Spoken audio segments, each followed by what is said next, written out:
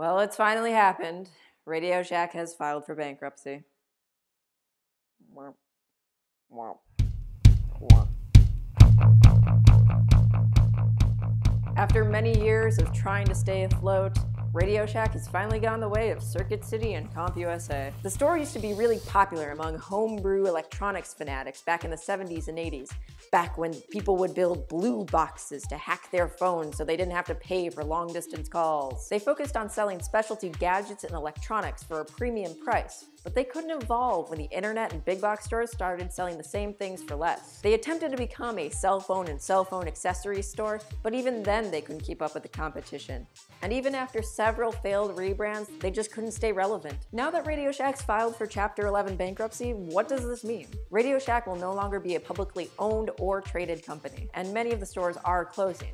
However, some of them are staying open because they've been sold to cell phone companies like Sprint in order to create joint operations. There are talks that Amazon may be buying some of these locations and using them as drop-off and pickup points. It's kind of a case of if you can't beat them, just sell your stuff to them. So now where will I go to get all my teeny tiny capacitors and resistors? Oh yeah, the internet. Personally, I think that a mascot could have saved Radioshack. I'm thinking Egon the Dancing Capacitor. Let us know what you think could have saved their business in the comments below, or you can tweet it at us at TechnopilesPod. You can check us out on Facebook by searching Technophiles, or go to our website at technophilespodcast.com. Next week, David's up. Until then, I'll see you on the podcast.